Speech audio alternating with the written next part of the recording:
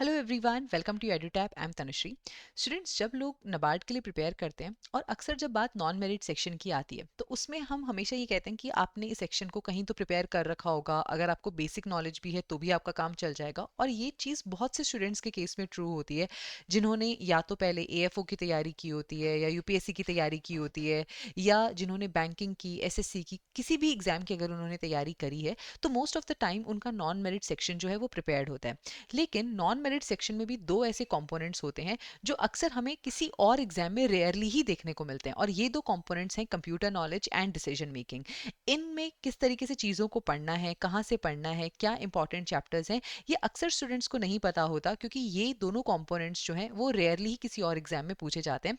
तो आज के इस वीडियो में हम डिस्कस करेंगे कि कैसे आप इन दोनों कंपोनेंट्स को प्रिपेयर कर सकते हो, इनको लेकर के आपकी स्ट्रैटेजी क्या होनी चाहिए, इनके अंदर मोस्ट इंपॉर्टेंट चैप्टर्स कौन से होते हैं, और कौन से ऐसे सोर्सेज हैं जिनको आप फॉलो करके इन दोनों कंपोनेंट्स को इफेक्टिवली प्रिपेयर कर सकते हो। So on that note, let us begin our today's session. But before I do that students, first of all I would like to tell you कि whenever you are preparing for any exam, you need the previous year questions, decoded syllabus, the strategy for each and every component to prepare comprehensively for that particular examination.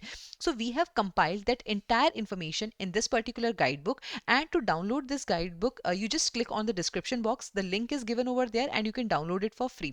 On that note, let us begin our today's session. अब सबसे पहले अगर मैं बात करती हूँ NABARD grade A के pattern की, तो कंप्यूटर नॉलेज और हमारे डिसीजन मेकिंग ये दोनों नॉन मेरिट सेक्शन के हैं। 20 मार्क्स का कंप्यूटर हमसे पूछा जाता है और 10 मार्क्स का डिसीजन मेकिंग हमसे पूछा जाता है। ठीक है, 30 मार्क्स के आते हैं ये। तो अब यहाँ पर इन कंपोनेंट्स की हमारी सबसे पहले जो स्ट्रैटेजी होगी वो यही होगी कि आप एक टारगेट स्कोर जो है वो यहाँ पर लेके चलिए, target score and target number of questions. ठीक है, जनरली वो होता है 5 to 6 questions in both of these exams. और इन दोनों ही और ये जो टारगेट स्कोर है इसमें आप कोशिश कीजिए कि आपकी 100% एक्यूरेसी हो। आप जो क्वेश्चंस ठीक करके आ रहे हो उसके अंदर आपकी एक्यूरेसी बहुत ज़्यादा हाई हो as far as these questions are concern. उसके बाद में इन टारगेट स्कोर्स को अचीव करने के लिए आपको जो मोस्ट इंपॉर्टेंट टॉपिक्स प्रिपेयर करने की जरूरत है, आप उन टॉपिक्स को प्रिपेयर कीजिए, अपने सोर्सेज को सेलेक्ट कीजिए और बस उन्हीं पे स्टिक करके इन टॉपिक्स को प्रिपेयर कर लीजिए। तो यही आपकी ओवरऑल स्ट्रेटजी होनी चाहिए as far as computer and decision making is concern.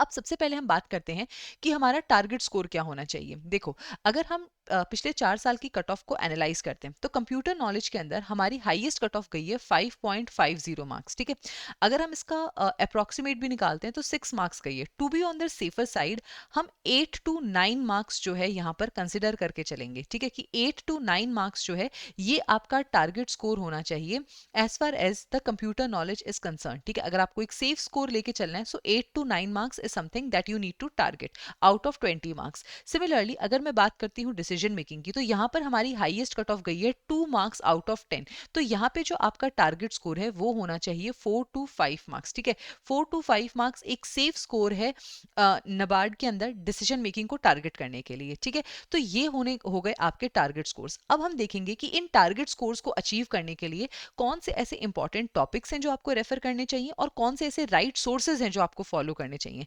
अब अगर मैं बात करती हूँ कंप्यूटर नॉलेज के इंपॉर्टेंट टॉपिक्स की, so they are computer awareness, hardware and memory, software and operating system, MS office, database management system, internet and computer security, history and computer generation and shortcuts. So ये सारे chapters हैं जो आपके लिए most important है as far as the computer knowledge is concern. अब आता है सवाल कि इसको पढ़ें कहाँ से। तो इसको पढ़ने के लिए there is this very good book computer awareness of Arihant. आप इसको रेफर कर सकते हो, ये अच्छी बुक है जिसको आप कंप्यूटर नॉलेज के लिए रेफर कर सकते हो अगर आप सेल्फ स्टडी से प्रिपेयर कर रहे हो तो।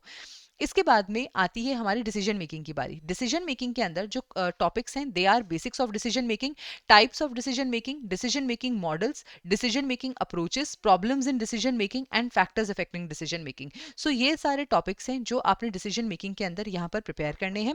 अब अगर मैं बात करूँ कि कौन से बुक्स हैं जो आप रेफर कर सकते हो या कौन से सोर्सेज हैं जो आपको इसके लिए रेफर करने चाहिए, तो बुक्स की अगर मैं बात करूं तो सबसे पहली बुक है principles and practices of management by T N. Chhabra. But students, ये जो बुक है ये मैनेजमेंट के लिए है and not decision making. So although आपकी जो डिसीजन मेकिंग का कंपोनेंट है वो यहाँ से प्रिपेयर हो जाएगा, but you have to read it very very selectively. आपको यहाँ पे बहुत ज़्यादा स्मार्ट वर्क करना पड़ेगा। प्रीवियस ईयर क्वेश्चंस को देखे बिना अगर आपने इस बुक को पढ़ना शुरू कर दिया, लेट मी टेल यू, आपका सारा टाइम वेस्ट हो जाएगा और आपको नहीं समझ आएगा कि कौन सी चीज़ पढ़नी है और कौन सी चीज़ छोड़नी है। तो आप प्रीवियस ईयर क्वेश्चंस को देखिए और उसके बेसिस पर एनालाइज कीजिए कि कौन से चैप्टर्स हैं या कौन से टॉपिक्स हैं जो आपको इस बुक से रेफर करने हैं। अपार्ट फ्रॉम दैट इसके अलावा एक ऑल्टरनेटिव स्ट्रैटेजी बता देती हूँ मैं आपको डिसीजन मेकिंग की, और वो है कि अभी हमने नबार्ड ग्रेड ए के लिए इस वक्त फ्री यूट्यूब सीरीज एक लॉन्च की हुई है। As part of this YouTube series आपको यहाँ पे अगर आप इसी वीडियो को देखोगे तो इसमें मैंने आपको इस पूरी सीरीज का जो शेड्यूल है वो भी प्रोवाइड किया है। तो एज पर दिस शेड्यूल हमारे पास डिसीजन मेकिंग की भी I think around 2 to 3 classes हैं।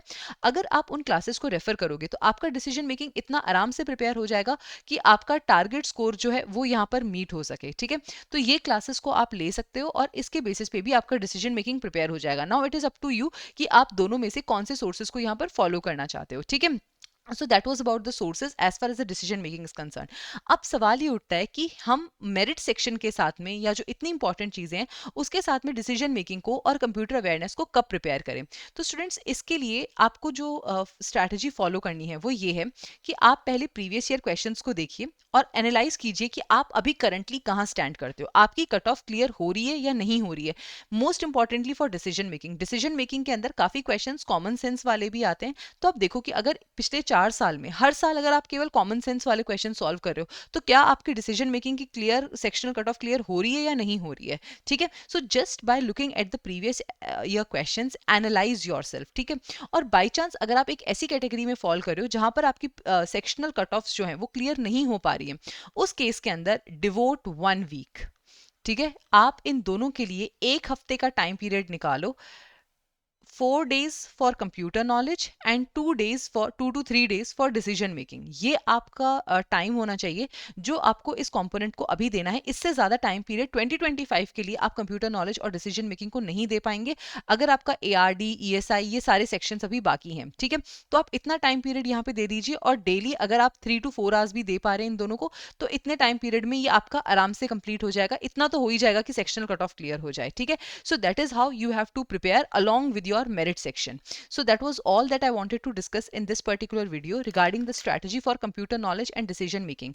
Now students, if you are interested in any paid mentorship for your NABARD grade 2025 preparation, you can visit our website edutab.in, and here we have dedicated courses. The first course that we have is a NABARD grade A phase 1 and phase 2 live crash course, and as part of this live crash course we are offering you the live classes, chapter wise quizzes, summary sheets, descriptive model question and answers, solve previous year questions, and the full length mock test are also a part of this live crash course.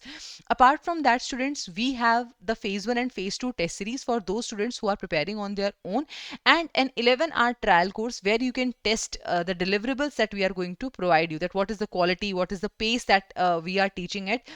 Apart from that, there is a gold course for those of you who want to prepare from scratch phase 1, phase 2 and interview, and for those of you who want to prepare only for the phase 2 and interview, we have the silver course. So these are the courses that are currently available on our website. On this note students, I'm ending this session here. Thank you so much and I wish you all the very best.